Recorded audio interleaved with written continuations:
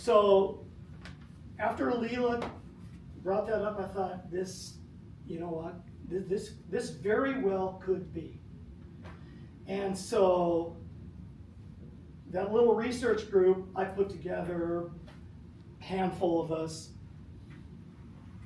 I started looking at people, hikers especially, people in the wilderness that get lost, however you want to say it. But when they search for them, they never find a body, and they never find anything that belongs to them. Nothing. And in the case of this Wilkinson kid, he was carrying 40 pounds of camera equipment. Okay? And according to a famous video person and a famous book writer, okay, according to that individual, this kid I'm talking about, Chet, disappeared from Shriners Peak. Because his reasoning was, well, Chet talked to a couple of hikers up there, and then he walked down the trail and they never found him again. Not true. Because when you are patient enough to wait for a FOIA report from the National Park Service, I got 600 pages just on this case. Yeah, Chet left Shriners Peak. He ran into another hiker at the bottom of the trail going up, who identified him from the missing person poster. He then went across the street and went up a Y-high trail up towards Governor's Ridge. What excites me the most about that case is, through all this information that I've gathered on Chet, 4 bloodhounds, okay, and I can speak from experience. I don't know if anybody in here has ever had a bloodhound, but they don't miss. 4 bloodhounds had an alert going up that trail at 3 different spots, and all 4 of them on separate days hit the same spots. So that kid did not disappear from Shriners Peak. He disappeared going up that other trail. My daughter has a tracking bloodhound, so I'm really familiar with what these dogs can do. Hers is a cadaver dog.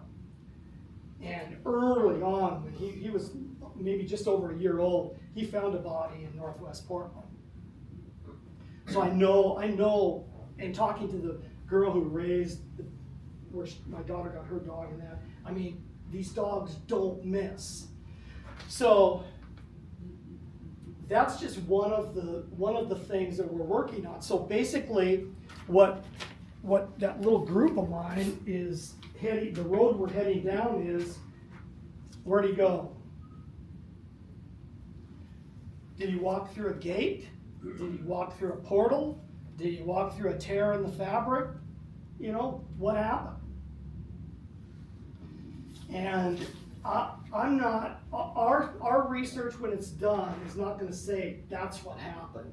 But what it's going to do is it's going to say, you got to consider this.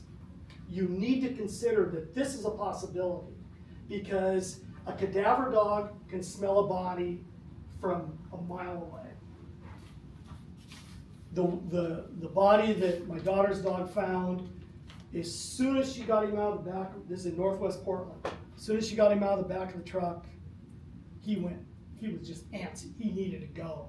It was at a dog park. She let him in the dog park, and he went all the way to the far end of that dog park and just went nuts, barking up against the fence. Well, my daughter goes down there, there's a dead body on the other side of the fence.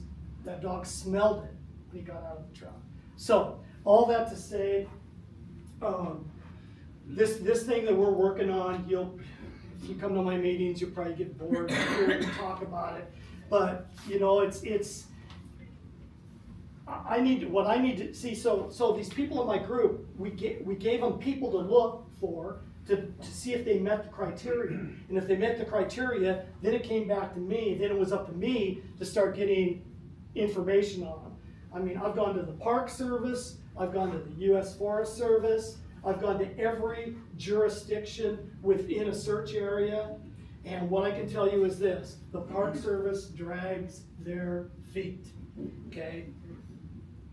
The groups you have to get to are the ones in charge of the search. And especially if there's a law enforcement jurisdiction thing going on. I had stuff coming from Skamania County, Clark County, Cowlitz County, Pierce County, King County, Clallam County. I mean, it's been an experience. But I'm at a point now where I was still in Leela. I didn't tell Rudy this yet, but I need to gather those guys back together because I got to shove this information at them now and have them help us dive through this and be able to decipher, you know, what are we getting back. Anyway, so enough of that. But that's kind of one of the other things that's evolved out of my territory meetings. I've had a chance to work with MUFON people, and I don't even know if all my members are MUFON members in that little group. But it's so nice to be able to have a conversation with people with open minds, okay, that are willing to consider. You know, I tell people that come to that group all the time, we were born to live between these guardrails our entire life, okay? It's people like Barb and you people and me and Kathleen and Mike and Leela, Rudy. We're the ones that if here's the guardrails, we're out here somewhere, you know, flailing about, you know, trying to figure out what's going on. So anyway. On your chair, you should have got a brochure from MUFON, and you should have got a save the dates little sheet of paper. If you did not get on this email list, I'm going to put it back outside on the table.